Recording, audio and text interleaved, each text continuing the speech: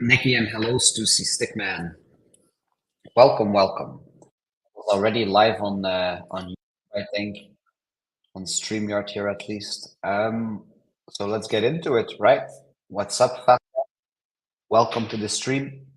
The purpose here today is that we're going to be looking at CrowdStrike and HPE. So we'll go over these two charts. And more specifically, what I would like to see here for either of these two charts is that earnings could potentially spike some volatility into higher time frame levels of interest. So before we go to the lower time frames here, the 5-minute time frame, I want to go to the monthly time frame and mark out just a couple of very simple levels for CrowdStrike. I want to mark out the all-time high, and then I want to mark out 273.16 as the top end of a monthly fair value gap, and then we have 261.81 below that. And then below that, we would have 229.8 and 199.9. Now, this is a very good looking chart, but it would not be uncommon for this chart also to see a good pullback into a higher low here somewhere. So again, I don't know if that's going to happen today, but we can take a look here. Let's take a look at a 5-minute time frame, extended trading hours. So we're very far off at the moment of levels of interest that I have for CrowdStrike. But especially with something like earnings, you see very large moves. So it makes sense to be prepared for prices way higher or way lower. So I personally do not have any CRWD. And if I were to look at getting some, I'd look at it from a perspective from lower down. So something like this is what I ideally see around 273 or then any level below. So apart from this, let's also keep in mind HPE. So let's take on a second chart here. HPE, Hewlett Packard Enterprise. Let's do the same small exercise here of first starting off on the monthly time frame, because just as with CrowdStrike, that gives us very accurate levels to essentially play from should price come lower, right? So for HPE, let's see what we have to mark out here. I'm gonna go for 1575 to the downside if it would go lower, but we have 1626 is also interesting.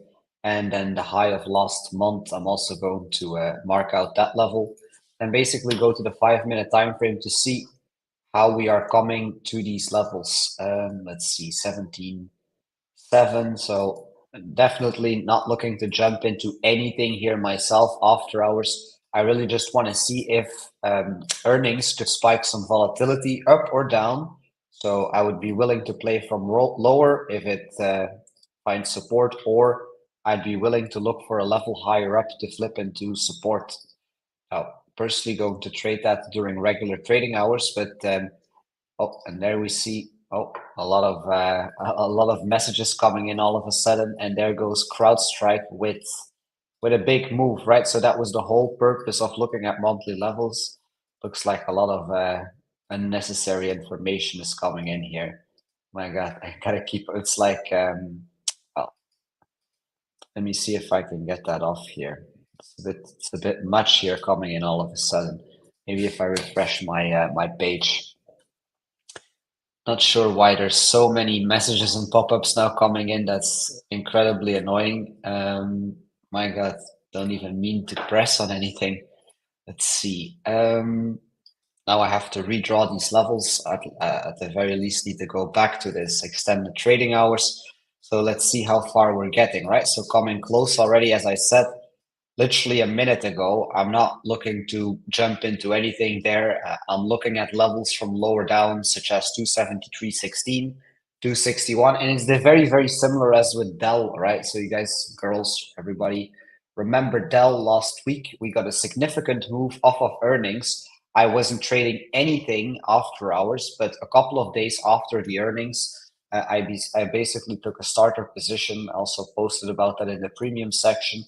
Picked up some shares around 132 after the dust has settled, and so far, I think Dell is kind of coming back to like calmer territory. But this could be very simple with CrowdStrike. So I'm looking at similar levels below us, so a good earnings nuke, if you will, just as with Dell could very much give opportunities later on in the week. So I want to double check. Also, I'm not sure why my second chart is gone. Let's do this exercise again of going to HPE. Um, mm, as soon as I go to HPE, all of these ads and news flashes are starting to come in, and that is most certainly not the goal. I'm just gonna try and see if I can get rid of that because that's very unnecessary. News notifications off. Yes, please and thank you. Good. So this thing, huge candlestick, but that's not out of the ordinary. Now, if you're not looking at it this way, where you immediately before earnings even releases have an idea of where to look lower down and higher up, then a move like this can, of course, significantly, well, shake you out or, well, perform. Oh, and let's see, HPE. So like just like CrowdStrike is coming to levels below the our price where we closed.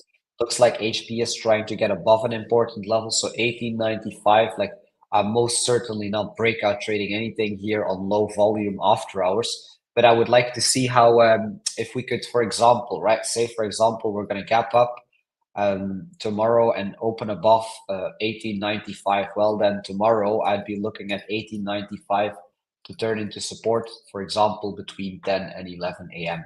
Now, what is that level? That is a weekly, sorry, that is a monthly high. So that is last month's high. So just to give some context what that level is, that is the high from last month. So if again we open up tomorrow 9:30 a.m. above 1895, I'll be looking at a retracement into 1895 to go long.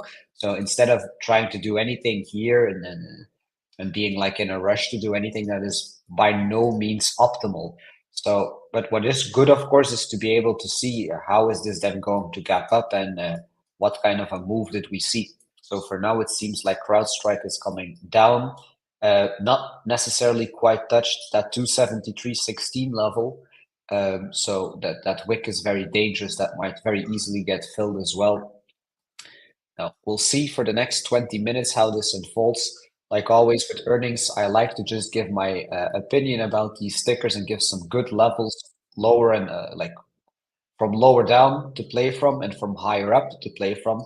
But after half an hour of price action, it's very likely that this is just going to consolidate a little bit sideways into later on tonight and into tomorrow. So it's really the first half an hour after the open where it's interesting to be around, basically.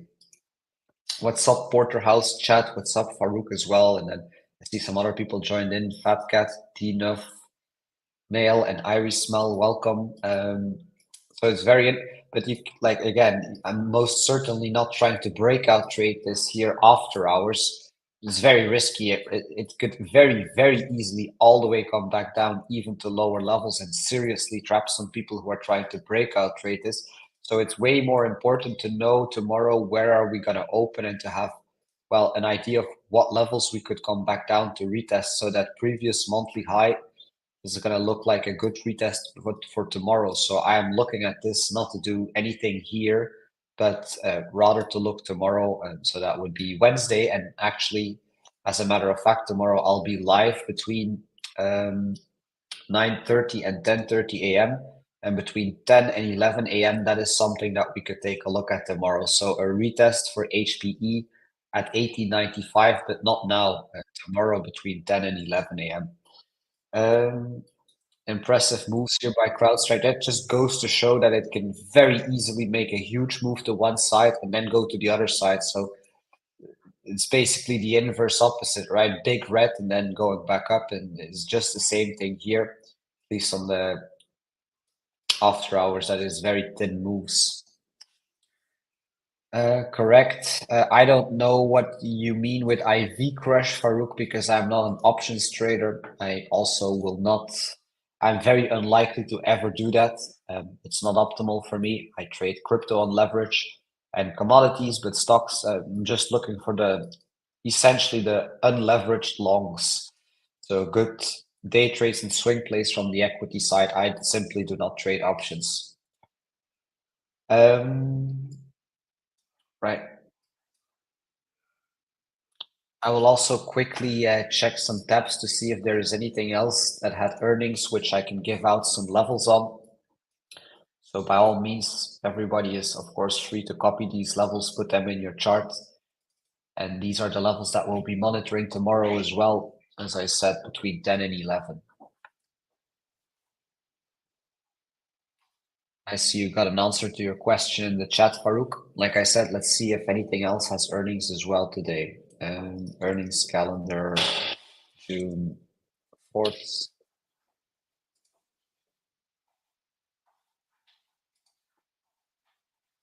CrowdStrike, HPE, what else? PVW. So all the other names that I'm seeing here seem less interesting. I'll post some.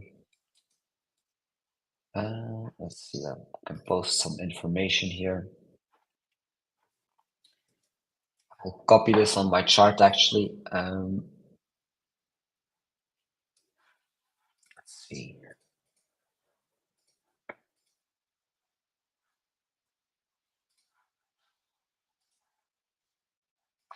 That's a shame. I'm unable to paste these images on my chart. I wanted to copy paste some earnings data. For now, it seems CrowdStrike, they've reported better than estimates on their earnings, $0.93 a cent to 90 cents estimate. But like you all know, I'm not here to spill these numbers out.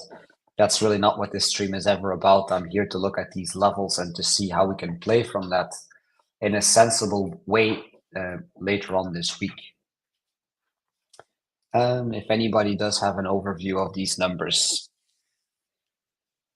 uh, I will look to post it still, but yeah, maybe let's see a third ticker that had its earnings today.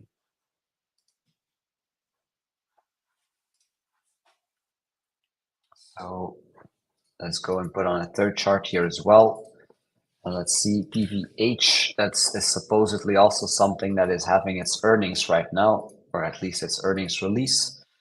Seems to be less interesting in terms of volatility. I want to quickly do the same exercise of going to the monthly time frame for a second on this and seeing where this could come back to and be interesting. So let's zoom out for a second. Looks like a bigger picture uptrend on this PVH thing.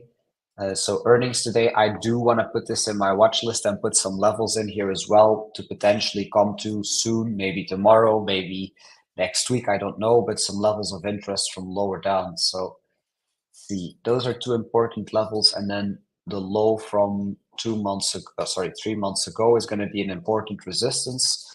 Let's go to the 5 minute to kind of see where we're at right now. So 119, 121. So this might be gapping up and giving us a little bit of action here. 121, what a little gap up here.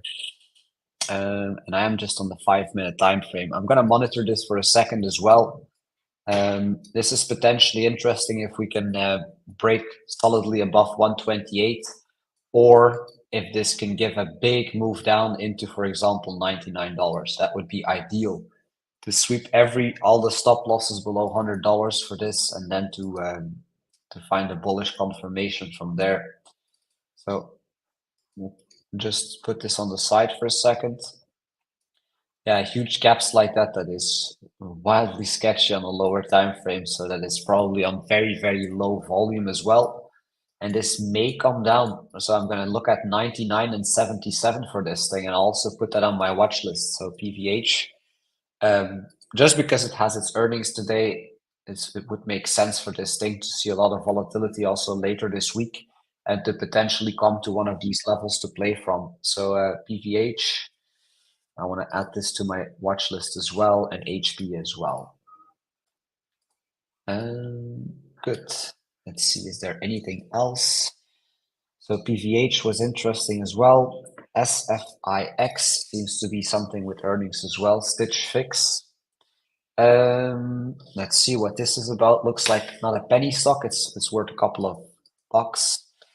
Ooh, Let's go to the monthly time frame. Now this looks like an ugly chart in the sense that it's been making new lows, but let's see if there's maybe something to play, right? So 315 is going to be an important resistance. If we get above that, well, this does have some potential, but we'll see on a lower time frame here. 5 minutes.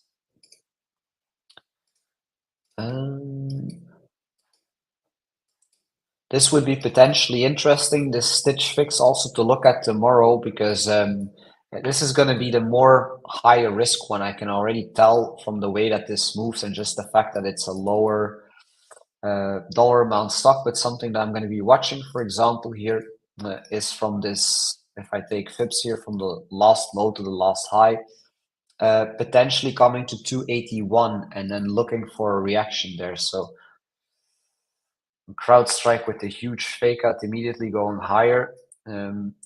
But well, we can play from that tomorrow as well. So what I want to add in on this chart here for CrowdStrike is basically, let's see, so that's the 4 p.m. candlestick where 405 opens here, so 306.95. I'm going to look at that tomorrow as a pivot as well. So say, for example, that we gap up tomorrow and we're trading at 330. Well, would still be not out of the question to come back down and to test that level into support and then to make our way to 365, for example. So that is just something that I'm going to add onto the chart, as that it seems to be interesting to me. And then for Stitch Fix, I want to quickly go to a 1 hour time frame and see if that 281 level makes sense or if I need to be looking lower. Does make sense. So that is also something I'm going to put on my watch list. In fact, just for the reason that again it has its earnings today, and this might very well be something that tomorrow comes down and then continues higher up. So I'm going to take a look at 281 and 286 here, and at least put some alerts on that. Kind of prepare myself for tomorrow and what to look at between 10 and 11 a.m. So I'll have some ideas. I'll keep these levels on my chart, and they will be basically the main building blocks to find some positions tomorrow. See, so what is the ticker here again? SFIX. SFIX. I'm going to add that in here as well. And really over the months, I'm gathering quite a watch list of things that I'm constantly like checking up on and seeing if anything is ideal. Overall, looks like a very nice bullish reaction from these earnings so far, but a lot can change, obviously. So all these levels lower down, it's not because price is now trading higher that I would take them out. It's still very possible for price to come all the way down there. It really doesn't take much, right? It only takes Jerome Powell to stand on stage once for another one of these nukes, but then lower. So definitely want to keep prepared for that as well. Now, in the immediate short term, tomorrow, I will be looking for a pullback between 10 and 11, and then basically continuation trades if it just seems like we're going to move to levels higher up, right? So let's see for HPE, what is a good level to aim for. Now, this is also something close to all-time highs, it seems. So I'll add on 2007. This potentially has actually a lot of room to move up. Let's see. What would be a good level to target to? So 25.31 is going to become a target. So maybe, and again, that position that if we're really going to go to 25.31, right, for this, the ideal position to get there is not going to be caught today after hours on an earnings move. It's just very, very unlikely. That is going to be during regular market hours, but I'm already going to place that level in there, then go to a lower time frame and really see how this could start making sense. So if this keeps moving up, it's going to leave behind a big gap, which we can fill or at least touch back tomorrow. And then that 25.31 is going to be an important target for me. Just because it is a high time frame fib level, and that is very, very important. Then for SFIX, like I said, 286 to 281, that's going to be basically the two levels that I'm watching. to potentially come back all the way down and make a higher low. So that is something that if you're interested in potentially finding a day trade entry on this, this is something that we could very much look at tomorrow, starting from 10 a.m. Now, I'll be present from 9:30, but from 9:30 to 10, I don't take positions. It's only from 10 to 11.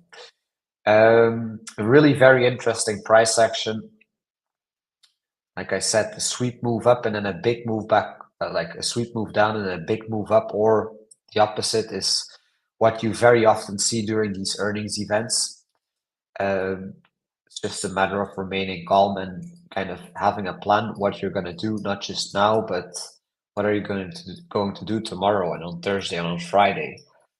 Tickers that have earnings, it's to me, it's never important to just like low time frame try to scalp this. It's way more important that I can have my bias and my plan for the remainder of the week. So I hope that I can service you well, giving out some of these levels, which could be very ideal to come back to. For CrowdStrike, I'm definitely going to look at 306.95 tomorrow. Potentially get back down there and hold it, and then get the move up. So just a sequence of big green candlesticks. That is not what is optimal to buy into. The downside risk just increases as it moves higher and higher. So it always makes sense to look for a higher low and then some bullish market structure and a bullish candlestick pattern to basically get going. And then HPE, that 1895 level, that's going to be ideal if we could see that again tomorrow. But if not, then I'm going to be, so for example, this thing gaps up and trades at 21.5, then tomorrow we can also look at 20.07 to basically flip into support. So that is assuming that we're already gapping up higher, right? Than 20.07 or 18.95. I would be looking at a higher low from there and then essentially playing it to 25. And yeah, this one we've already gone over. So 281 to 286 there for SFIX. That's going to be the main levels of interest to me. So that really already summarizes my plan in quite some detail and in quite some depth. So you're welcome for that, and you're also welcome, of course, to join along with that. Crowd came back up. Yes, Farouk, this is how quickly it can go, right? Huge fake out to one side, and then before you know it, you're trading way up there. It's important to keep level headed and to have a clear plan. So this is by no means ideal to get in now. But if we could, again, come down, consolidate a little bit, and then make a nice higher low, then there is something to play. And the move from 306, so from 306 into 365, that's an almost 20% move. That might be not just one trade, but a sequence of a couple of consecutive trades. But something like this will be what I'm looking at for CrowdStrike. But not here and not after hours. After hours, these positions are essentially way, way riskier. The volume is lower, and yeah, ideal positions are always taken, in my opinion, during regular trading hours. With that being said, we can stay on here for another 5 minutes. Yeah, shocking, Farouk. I know, shocking. It shouldn't shock you all too much, though, seeing this week in, week out.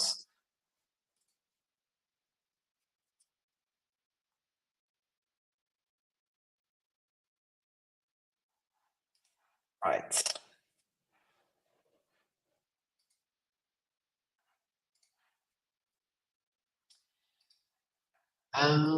Let's see, maybe we can look at one more ticker for 5 minutes and then I'm gonna basically call it a day. It's been a long one. And this basically does the job of finding the relevant levels to play from later on in the week. Let's see if I find any more tickers. VRMT. This is supposedly also something that is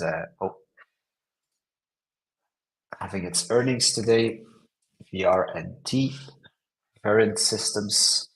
Let's take a look at this as well for a moment on the monthly time frame. First, let's zoom out a little bit. Looks like a bigger picture bull market with higher highs and higher lows. I'm gonna mark out basically last month's high at 33.24, and also want to mark out this month's monthly open at 30.05. So then let's go to the 5 minute. Also looks interesting to me actually to put it on a watch list VRNT. So looks like this gapped up tremendously here after hours. That is most certainly not something to get in on now, but this is also something that I'm going to keep in mind tomorrow to potentially come back down and to make a higher low somewhere. So just as with these other charts, I'm just going to lock down these levels, put alerts there. That really solidifies what I'm trying to do tomorrow. And so, for example, here, 1895 for HPE. Good. Let's take a little bit of a closer look to this variant system. So, looks risky, looks like a very thin move on no volume, and that could get easily retraced. However, there would be some potential to trade this back to 33, and I would like to see a higher low from here somewhere tomorrow between 10 and 11.